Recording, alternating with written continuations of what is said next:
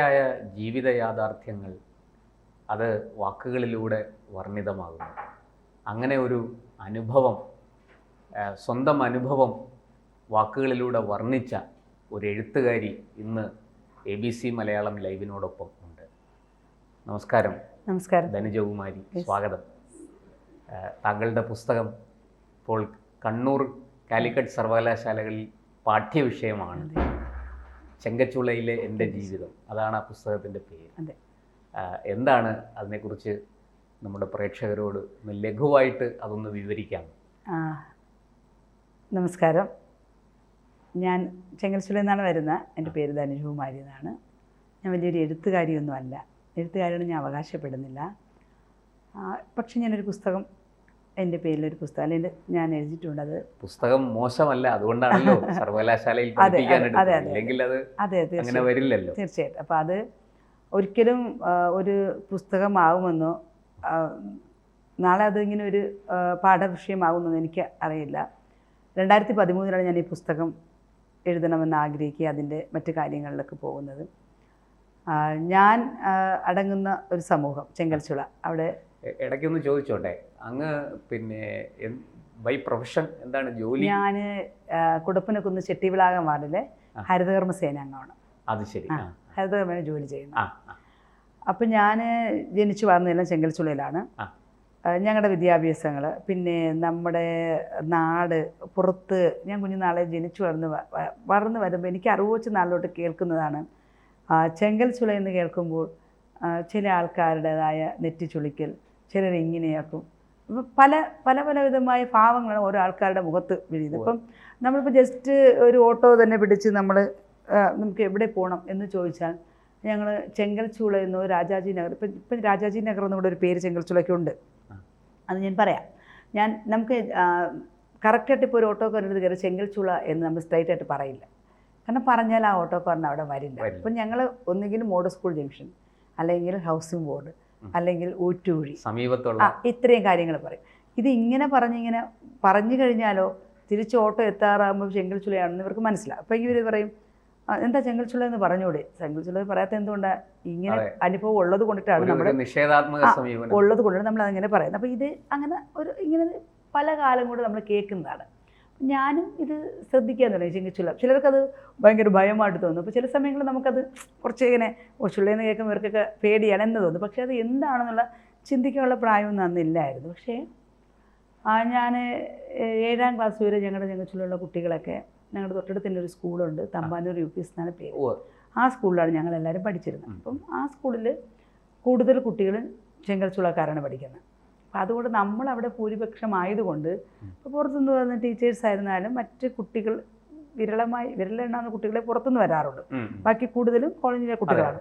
അപ്പം നമ്മൾ ഭൂരിപക്ഷമായാലും ഒരിക്കലും അവിടെ ഒരു അവഗണനയോ അല്ലെങ്കിൽ ഒരു മാറ്റി നിർത്തലോ നമ്മൾ അനുഭവിച്ചിട്ടില്ല.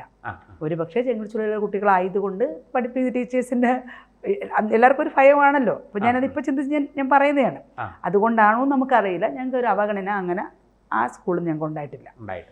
1990 വരെ അവിടെ 10ാം ക്ലാസ് വരെ പഠിക്കുന്ന കുട്ടികൾ ചുരുക്കമായിരുന്നു.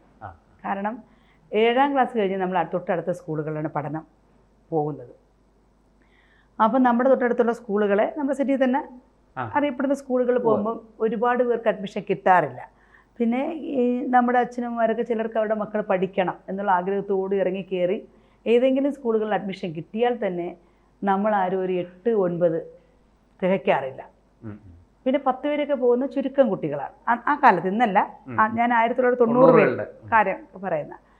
അപ്പോൾ അതിനുള്ള കാരണം എന്തെന്ന് പറഞ്ഞാൽ നമ്മൾ ഈ 8ാം ക്ലാസ്സിൽ അടുത്ത സ്കൂളിലോട്ട് പോകുമ്പോൾ ഉണ്ടാകുന്ന നമ്മളോടുള്ള കുറച്ച് സമീപനം. കാരണം നമ്മുടെ മാതാപിതാക്കൾ കഴിഞ്ഞാൽ നമുക്ക് നല്ല പാഠങ്ങൾ കിട്ടുന്ന അധ്യാപകരിൽ നിന്നാണ്, അല്ലേ? അതെ, ആ അധ്യാപകർ നമുക്ക് അധ്യാപകർ തരുന്ന സ്നേഹം, വാത്സല്യം, അവരുടേതായ നല്ല പഠിപ്പീര്, ഇതൊക്കെ നമ്മുടെ ജീവിതത്തിൻ്റെ മുൻപോട്ടുള്ള യാത്രയിൽ കൂടുതലും നമ്മുടെ മാതാപിതാക്കളെക്കാളും കൂടുതൽ നമ്മളെ അധ്യാപകരാണ് ഇവരാണ്. അതാണ് നമ്മുടെ അച്ഛനമ്മ ഗുരു ശിഷ്യബന്ധം എന്ന് പറഞ്ഞത് നല്ലൊരു ബന്ധമാണത്. അതിൽ ജാതി മതമൊന്നുമില്ല, അല്ലേ? അതെ അല്ല. പക്ഷേ 8ാം ക്ലാസ്സിലോട്ടൊക്കെ നമ്മളവിടെ ചെന്ന് കഴിയുമ്പോൾ നമ്മളെ പുതിയ സ്കൂള്, പുതിയ കൂട്ടുകാരെ കാണും, വളരെ സന്തോഷത്തിലായിരിക്കും പോകുന്നത്. കുട്ടികളാണ്, എന്തെങ്കിലുമൊക്കെ പ്രശ്നങ്ങളായി കുട്ടികൾ തമ്മിലൊന്ന് അടികൂടെ എന്തെങ്കിലുമൊക്കെ ചെയ്യുമ്പോൾ നമ്മുടെ അടുത്തിരിക്കുന്ന കുട്ടി നമ്മളെ ഒരു 4-5 അടിയൊക്കെ തരുമായിരിക്കും, നമ്മൾ തിരിച്ച് 1 അടിയായിരിക്കും കൊടുക്കുന്നത്. അപ്പോൾ ഈ കുട്ടിക്ക് ഞാൻ എൻ്റെ പേര് ധനജകുമാരി എന്ന് മാത്രമേ ആ കുട്ടിക്ക് അറിയാവൂ, 8ാം ക്ലാസ്സിൽ പഠിക്കുന്ന സഹപാഠി. പക്ഷേ ബാക്കി എൻ്റെ ഫുൾ ഡീറ്റെയിൽസ് അറിയാമെന്നുള്ളത് അധ്യാപകർക്കാണ്. അപ്പോൾ ഈ അധ്യാപകർ കയറി വരുമ്പോഴേ, ഇവിടുത്തെ ബഹളം കെട്ട് കയറി വരുമ്പോഴേ കാണുന്ന ഞങ്ങൾ 2 പേരെയാണ്. അപ്പോൾ സാധാരണ ഒരു അധ്യാപകർ അല്ലെങ്കിൽ വീട്ടിൽ അച്ഛനമ്മമാരായിരുന്നാലും 2 കുട്ടികൾ നമ്മൾ അടികൂടിയാൽ ചോദിക്കും, കാര്യം തിരക്കും, എന്താ ഇവിടെ നടന്നതെന്ന് തിരക്കുമല്ലേ. പക്ഷേ ടീച്ചറിന് നന്നായിട്ട് അറിയാം ഇത് ഞാൻ ആരാണെന്ന് ടീച്ചർ വന്നിടം കാണുകയില്ല. അപ്പോൾ ടീച്ചർ ആദ്യം പറയുന്നത് അവിടെ എന്ത് നടന്നു പോലും ചോദിക്കാതെ പറയുന്നത്, ഈ കുട്ടി കോളനിയിലെ കുട്ടിയാണ്, ഇവരോടൊക്കെ എന്തിനാണ് കൂട്ടുവിടുന്നത്. ന്യായം എൻ്റെ ഭാഗത്താണ്. എനിക്ക് 5 അടിയേ കിട്ടിയിട്ടുള്ളൂ, ഞാൻ 1 അടിയേ കൊടുത്തിട്ടുള്ളൂ. ഞാനെന്ന് ഉദ്ദേശിക്കുമ്പോൾ ഞങ്ങളുടെ ഇവിടെയുള്ള എല്ലാവർക്കും കൂടെ ചേർന്നാണ് ഞാൻ എന്നെ തന്നെ വിശേഷിപ്പിക്കുന്നത്. പക്ഷേ ഈ 5 അടി കൊണ്ട് എനിക്കല്ല, 1 അടി ഞാൻ കൊടുത്ത ആ കുട്ടിയോട്, തെറ്റും ആ കുട്ടിയുടെ ഭാഗത്തായിരിക്കാം. ആ കുട്ടിയോട് ഇവർ പറയുന്നത് ഇവരോട് കൂട്ടുകൂടരുത്, ഇവർ കോളനിയിലെ കുട്ടികളാണ്. അപ്പം വേർതിരിവ്. അപ്പം ആ വേർതിരിവ് എന്ത് ചെയ്യുന്നത്, ഞങ്ങൾ എത്ര പഠിച്ചാലും നമ്മളെ ബാക്ക് ബെഞ്ചിൽ കൊണ്ടിരുത്തുക. അപ്പോൾ ആ ഫസ്റ്റ് ഡേ തന്നെ നമ്മൾ ഇങ്ങനെയുള്ളൊരു അവഗണന കിട്ടുമ്പോൾ നമ്മൾ മറ്റു കുട്ടികളുടെ ഇടയിൽ ഒരു നോട്ടപ്പുള്ളിയാണ്. പിന്നെ അത് നമ്മളെ കുഞ്ഞു പിള്ളേരല്ലേ, നമുക്ക് സ്നേഹവും സന്തോഷവും ഒക്കെ ഉള്ള സ്ഥലത്ത് പോകാനേ നമ്മൾ ആഗ്രഹിക്കുകയുള്ളൂ. മാറ്റി നിർത്തുന്നവരുടെ ഇടയിലും വേദനിപ്പിക്കുന്നവരുടെ ഇടയിലും പോകാൻ ആരും ആഗ്രഹിക്കില്ല. അങ്ങനെയായിരുന്നു ഞങ്ങളും. അപ്പോൾ അങ്ങനെ വരുമ്പോൾ 8-9 ക്ലാസ്സുകളൊക്കെ ആകുമ്പോൾ ഞങ്ങൾ വിദ്യാഭ്യാസം മുടങ്ങും, നിലയ്ക്കും. അതിനെയൊക്കെ അതിജീവിച്ചുകൊണ്ട് പഠിക്കുന്ന കുട്ടികൾ കാണും. ഒരു 4-5 കുട്ടികൾ, അങ്ങനെയുള്ള കുട്ടികൾ, ആരോടും ഒരു പ്രശ്നമില്ലാതെ സൈലൻ്റായിട്ടിരുന്ന് പഠിത്തം മാത്രം എന്ന് പറയുന്ന കുട്ടികൾ കാണുമല്ലോ. ആരടിച്ചാലും കൊണ്ടുകൊണ്ടിരിക്കുന്ന പാവപ്പെട്ടവർ. നമ്മളിപ്പോൾ നമുക്ക് 5 കിട്ടിയ 1 നമ്മൾ സ്വാഭാവികമായിട്ടൊന്നും കൊടുത്തു, അത് കുട്ടികളാണ്, സ്വാഭാവികമാണ് ആണല്ലോ. അപ്പം അതാണ് അതെനിക്ക് തോന്നിയിട്ടുണ്ട്, ആ ഒരു വേർതിരിവ്. പക്ഷേ അത് ഞാൻ ശ്രദ്ധിച്ചിട്ടില്ല. കാരണം ഒന്ന് സ്കൂളിൽ പോകാതിരിക്കാം, നമുക്കിഷ്ടപ്പെടാത്ത സ്ഥലം, കുട്ടികളെല്ലാവരും നമ്മളെ വേർതിരിച്ച് കാണുന്നു, അധ്യാപകർ ഇങ്ങനെ ആരെന്ത് ചെയ്താലും നമ്മുടെ തലയിലാണത് വരുന്നതെന്നൊക്കെ ഉള്ള ഒരു വിഷമം കൊണ്ട് പോയിട്ടില്ല. പക്ഷേ പിന്നെ ഞാൻ വിവാഹം കഴിഞ്ഞു, ഈ കാര്യങ്ങളൊക്കെ എനിക്കറിയാം, എൻ്റെ മനസ്സിലുണ്ട്, നമ്മൾ അനുഭവിച്ചതൊക്കെ നമുക്കറിയാം ഇങ്ങനെയൊക്കെ. പക്ഷെ അത്രത്തോളം അതിനെ ചിന്തിക്കാനും എന്തുകൊണ്ട് എന്നൊരു ചോദ്യം എൻ്റെ മനസ്സിൽ അന്നൊന്നും ഇല്ലായിരുന്നു. പക്ഷെ എൻ്റെ മകൻ്റെ കാര്യം, ഇതേ അനുഭവം എൻ്റെ മകൻ്റെ പഠനത്തിലും വന്നു. മകൻ 8ാം ക്ലാസ്സിൽ പഠിക്കുമ്പോൾ അവനെ കേരള കലാമണ്ഡലത്തിൽ പഠനത്തിനായിട്ട് അയച്ചു. അവിടെ പോയപ്പം ഇതിനേക്കാളും കുറച്ചുകൂടെ ക്രൂരമായിട്ടൊരു അനുഭവം അവനുണ്ടായി. മോനെ മാനസികമായിട്ടും ശാരീരികമായിട്ടും കോളനിയുടെ പേര് പറഞ്ഞും ജാതിയുടെ പേര് പറഞ്ഞൊക്കെ ഉപദ്രവിച്ചു. പഠിക്കാൻ അനുവദിക്കില്ലെന്ന് പറഞ്ഞു. ആ അധ്യാപകൻ ഇവനെ അവിടെ പഠിപ്പിച്ചാൽ അവനെ പറഞ്ഞു വിട്ടപ്പോൾ അന്നത്തെ സ്പീക്കറായിരുന്നു, ഇന്നത്തെ MP ആയിരുന്ന രാധാകൃഷ്ണൻ സാർ, പുള്ളി നേരിട്ട് ഇടപെട്ട് ഈ കുട്ടിയെ വീണ്ടും അവിടെ കൊണ്ടാക്കി പഠിക്കാൻ. അപ്പോൾ അച്ഛനൊരു 2 ആർട്ടിസ്റ്റാണ്, മകൻ്റെ അച്ഛൻ. അപ്പം ഈ കേരളത്തിലെ സാംസ്കാരിക നിലയം എന്നറിയപ്പെടുന്ന തൃശ്ശൂരാണല്ലോ. മറ്റുള്ളവരാരും കലാകാരല്ലെന്നാണ് അവരുടെ ഒരു ധാരണ. മറ്റു ജില്ലകളെയൊക്കെ അവർക്ക് ആ ഒരു അവഗണന അവർക്കുണ്ട്. ഇതൊന്നും നമുക്കറിയത്തില്ലല്ലോ. നമ്മൾ സാധാരണക്കാർ കലാമണ്ഡലം നമ്മുടെ സ്വപ്നം, അങ്ങനെയൊക്കെ നമുക്ക് എത്തിപ്പെടാൻ പറ്റാത്ത സ്ഥലങ്ങളിൽ എത്തിപ്പെടുമ്പോഴുള്ള ചെറിയൊരു ഇതുപോലെ ഞാൻ എൻ്റെ കുട്ടിയെ ആക്കിയത്. അതുകൊണ്ട് കൂടെ അവർക്കൊരു ദേഷ്യ. അധ്യാപകൻ പറഞ്ഞു, നിന്നെ ഇവിടെ പഠിപ്പിക്കില്ല, സ്പീക്കറല്ല, മുഖ്യമന്ത്രിയല്ല, ഇനി പ്രധാനമന്ത്രി എന്ന് പറഞ്ഞാലും നിന്നെ ഇവിടെ പഠിപ്പിക്കില്ല, നിൻ്റെ കയ്യിനെ അടിച്ചൊടിക്കും. അപ്പോൾ ഒരു ക്ലാസ്സിൽ അവിടെ 8 കുട്ടികളാണ് ഒരു ക്ലാസ്സിൽ വരുന്നത്. ആ മറ്റ് 7 കുട്ടികളെടുത്ത് മകനെ കൊണ്ടുപോയിട്ട് അവരുടെ എല്ലാവരുടെ ജാതി മോൻ്റെ അടുത്ത് പറഞ്ഞു, ഇവർ ഇന്ന ജാതിയാണ്. അവൻ്റെ ജാതിയും പറഞ്ഞു, നീ ഇവരോടൊപ്പം ഇരുന്ന് പഠിക്കാൻ യോഗ്യത ഉള്ളവനല്ല എന്ന് പറഞ്ഞു. ഇനി നീ ഇവിടെ നിന്നെ അടിച്ച് നിൻ്റെ കയ്യിനെ ഒടിക്കുമെന്നുള്ള വ്യക്തമായി പറഞ്ഞു. സീനിയേഴ്സിനെ വിട്ട് റൂമിൽ പൂട്ടിയിട്ട് മോനെ അടിച്ചു, ഒയറ് കെട്ടി അവനെ അടിച്ചു. അവൻ ഒറ്റയ്ക്കാണ് ഇവിടെ വന്നത്. അപ്പോൾ വരുന്ന സമയത്ത് പറഞ്ഞുകൂടെ വിട്ടു, നീ ഇത് പോയി TV കാരെടുത്തോ ചാനലുകാരെടുത്തോ മാധ്യമങ്ങൾക്കോ ഇത് പറഞ്ഞു കഴിഞ്ഞാൽ ഞങ്ങൾ ഇവിടെ വരുന്നവരോട് പറയും നീ ചെങ്കച്ചുള്ളക്കാരനാണ്, നീ ഇവിടെ കുട്ടികളുടെ റൂമിലൊക്കെ കയറി മോഷ്ടിക്കാറുണ്ട്, ഇതാണെന്നൊക്കെ നിന്നെക്കുറിച്ച് ഞങ്ങൾ മോശമായിട്ട് പറയുമെന്ന് പറഞ്ഞു. അപ്പോൾ ഒരു ചെങ്കൽച്ചുള്ളക്കാരുടെ ഒരു അനുഭവം ഞങ്ങൾക്കറിയാം. ഞങ്ങൾ ആരോ എന്നോ ചെയ്തവരുടെ പേരിൽ ഇന്നും അനുഭവിച്ചുകൊണ്ടിരിക്കുന്നവരാണ്. അപ്പം അവിടെയുള്ള എല്ലാവരും നല്ലവരാണ് എന്ന് പറയാനല്ല ഞാൻ ഈ പറയുന്ന. ഈ ലോകത്ത് മനുഷ്യരായിട്ടുള്ള എവിടെയൊക്കെ ആൾക്കാരുണ്ട് അവിടെ എല്ലാ പ്രശ്നങ്ങളുണ്ട്, അതിനെ ഉണ്ട്. അപ്പോൾ അതിനെ എടുത്തു കാണിക്കുക, എന്നോ നടന്ന പ്രശ്നങ്ങൾക്ക് ഇന്നും എടുത്തു കാണിക്കുന്നത് പറഞ്ഞാൽ അതൊരു വല്ലാത്തൊരു അവഗണന തന്നെയാണ്, ഉദാഹരിക്കുന്നത് തെറ്റാണ്. അതെ. അപ്പം അതുകൊണ്ട് മാത്രം ഞാൻ ആരോ ചെയ്ത തെറ്റിന് കുറ്റപ്പെടുത്തുന്നത് ശരിയല്ല. കാര്യമല്ല. എന്നോ ഒരു കാലഘട്ടത്തിൽ അങ്ങനെ ഉണ്ടായിരുന്നിരിക്കാം. ബാക്കി ഇന്നത്തെ ആൾക്കാരൊക്കെ മക്കളെ പഠിപ്പിക്കണം, നല്ല നല്ല നിലയിലെത്തിക്കണം. അവിടെ ഒരുപാട് ഉദ്യോഗസ്ഥരായി, ഒരുപാട് വിദ്യാഭ്യാസമുള്ളവരായി, IAS പരീക്ഷ എഴുതിയ കുട്ടികളുണ്ട്, ഡോക്ടർമാരുണ്ട്, എഞ്ചിനീയർമാരുണ്ട്, സിനിമാ താരങ്ങൾ ഇപ്പോഴായിട്ടുണ്ട്. നമുക്ക് കേരള ബ്ലാസ്റ്റേഴ്സിൽ കളിക്കുന്ന ഫുട്ബോൾ താരം ഞങ്ങളുടെ അവിടെ നിന്നുണ്ട്. ഇപ്പം എല്ലാ മേഖലയിലൊക്കെ ഉണ്ടെങ്കിൽ പോലും ഇതിൻ്റെ ഇടയ്ക്ക് വരുന്ന പ്രശ്നം എന്ന് പറഞ്ഞാൽ ഈ പഴയ ചില സംഭവങ്ങൾ ചൂണ്ടിക്കാണിച്ചുകൊണ്ട് ഇന്നും ഇവർക്ക് മുൻപോട്ട് പോകാൻ ഇന്നും പറ്റുന്നില്ല. ഇവർ ഒന്നിൽ ചാടി ജയിച്ച് വരുമ്പോൾ വീണ്ടും അവരെ വേറൊരു സ്ഥലത്തുള്ളവർ ചെങ്ങച്ചുള്ളക്കാരാണ് എന്നുള്ള ഒരു രീതിയിലുള്ള മാറ്റി നിർത്തൽ ഇന്നും ഉണ്ട്. അതാണ് നമ്മുടെ അതിനൊരു മാറ്റം വരണം. അതാണ് ആ പുസ്തകത്തിൻ്റെ ആ ഒരു എഴുത്തുന്നത്. അപ്പോൾ ഈ പുസ്തകം ഒരിക്കലും ഞാൻ എഴുതണമെന്ന് ആഗ്രഹിച്ചതല്ല. അത്യാവശ്യമായിട്ട് പ്രാദേശിക കാലങ്ങളിൽ ഇടപെടുന്ന ഒരാളാണ് ഞാൻ. സാഹചര്യങ്ങൾ അതിലേക്ക് എത്തിച്ചു. അത് 2013 ഇടം സാംസ്കാരിക പരിപാടിയിൽ നിന്ന് കുറച്ച് സാഹിത്യകാരന്മാർ അവിടെ വന്നു. അപ്പോൾ കാലാകാലമായിട്ട് അവിടെ കുറേ ആൾക്കാർ വരാറുണ്ട്. അവരുടെ പ്രോജക്റ്റിൻ്റെ ഭാഗമായിട്ട് ചെങ്കൽച്ചുള്ളക്കാർ കാണാറുണ്ട്, പഠിക്കാറുണ്ട്, പോകാറുണ്ട്. ആരും തിരിഞ്ഞു നോക്കാറില്ല.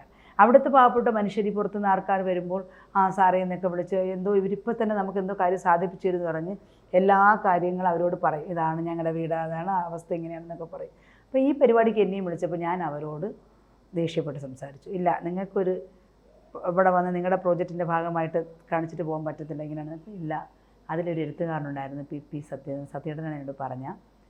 ശരിയാണ്, ഞങ്ങളും കേട്ടിട്ട് പോകും. പക്ഷേ അക്ഷരങ്ങൾക്ക് വാക്കുകളെക്കാളും കുറച്ചുകൂടെ മൂർച്ചയുണ്ട്. ഇതൊരു പുസ്തകം, ധനുജകുമാരി ഇതൊരു പുസ്തകമാക്കിയാൽ 100 പേര് വായിക്കും, 10 പേരുടെ മനസ്സിലത് തങ്ങും. ആ 10 പേർ സമൂഹത്തിൽ എന്തെങ്കിലും ചെയ്യാൻ പറ്റുന്ന ആൾക്കാരായിരിക്കും. അപ്പം അവർ എന്തെങ്കിലും ശ്രദ്ധിക്കപ്പെടുമെന്ന് പറഞ്ഞു. അങ്ങനെയാണ് ആ പുസ്തകം. ഞാനും എൻ്റെ സമൂഹത്തിൻ്റെയും അങ്ങനെ ഒരു മാറ്റം ഉണ്ടാവുമെങ്കിൽ ഉണ്ടാകട്ടെ എന്ന് പറഞ്ഞു എഴുതിയ പുസ്തകമാണ്. ചെങ്കൽച്ചൂളയുടെ ഒരു നേർചിത്രം. അതെ, തീർച്ചയായിട്ടും. അങ്ങനെയാണ് വാക്കുകളിലൂടെ വർണ്ണിതമാകുന്നത്. അതെ, തീർച്ചയായിട്ടും. ഇപ്പോൾ ആ പുസ്തകം ഇവിടെ പഠിപ്പിക്കുന്നുണ്ട്. തീർച്ചയായിട്ടും. പുസ്തകം എഴുതിയതിന് ശേഷമുള്ളൊരു എന്തെങ്കിലും? അതെ, എഴുതിയ ശേഷം ഇപ്പം നമുക്കിപ്പോൾ കോളനിയിൽ കുറേ മാറ്റങ്ങളുണ്ട്, ആൾക്കാർ വരുന്നുണ്ട്, പോകുന്നുണ്ടെങ്കിലും നമുക്ക് പൂർണ്ണമായിട്ട് നിന്നൊരു ചെറിയ വ്യത്യാസമെങ്കിലും ഉണ്ട്. വ്യത്യാസങ്ങളുണ്ട്.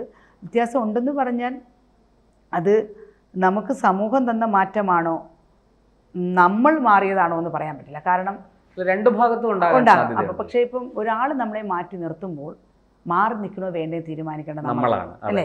അങ്ങനത്തെ ഒരു ചിന്തയിൽ ആ ഒരു ലെവലിൽ ഞങ്ങളുടെ ഇടം എനിക്കുള്ളതാണ്. അതെ. അപ്പം അങ്ങനെ ഒരു ഇടത്തിലേക്ക് കോളനിക്കാരെത്തി, അവർ ആ ഒരു സ്ഥാനത്തെത്തി. അതിനുള്ളൊരു ധൈര്യം അവർക്ക് കിട്ടി, വിദ്യാഭ്യാസം കിട്ടി. അവർക്ക് അതിൻ്റെതായ ഓരോ പടി അവരവരുടേതായ ചാടിക്കടന്ന് അവർ വരുന്നുണ്ട്. അപ്പം അതുകൊണ്ട് നമുക്ക് രണ്ട് ഭാഗവും പറയാം. ഒരു ചോദ്യം കൂടി, ഇതിന് എന്തെങ്കിലും പുരസ്കാരങ്ങൾ വല്ലതും കിട്ടിയിട്ടുണ്ടോ? തീർച്ചയായിട്ടും എനിക്ക് ഒരുപാട് പുരസ്കാരങ്ങൾ കിട്ടിയിട്ടുണ്ട്. ഒരുപാട് സംഘടനകളും ഒരുപാട് കിട്ടിയിട്ടുണ്ട്. ഇപ്പോൾ ഏകദേശം എനിക്ക് തോന്നുന്നു എൻ്റെ വീട്ടിലിപ്പോൾ 230ഓളം പുരസ്കാരങ്ങൾ മാത്രമുണ്ട്. വീട് നിറച്ച പുരസ്കാരങ്ങളാണ്. ഏറ്റവും എടുത്തു പറയേണ്ടത് എനിക്കിപ്പോൾ കേരള സർക്കാരിൻ്റെ വനിതാ കമ്മീഷൻ്റെ സ്ത്രീരത്ന പുരസ്കാരം എനിക്കായിരുന്നു. അതെനിക്ക് കിട്ടിയിട്ടുണ്ട്. പിന്നെ എനിക്ക് ദുബായിൽ വെച്ചുള്ള ഒരു അവാർഡുണ്ടായിരുന്നു 2024 നവംബറിൽ.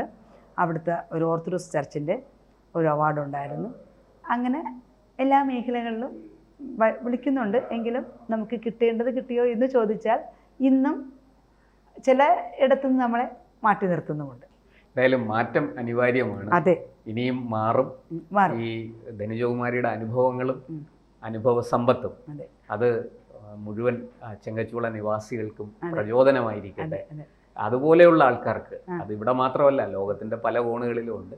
എന്തായാലും അവർക്കെല്ലാവർക്കും, മലയാളം വായിക്കുന്ന എല്ലാവർക്കും അതൊരു പ്രചോദനമായിരിക്കട്ടെ.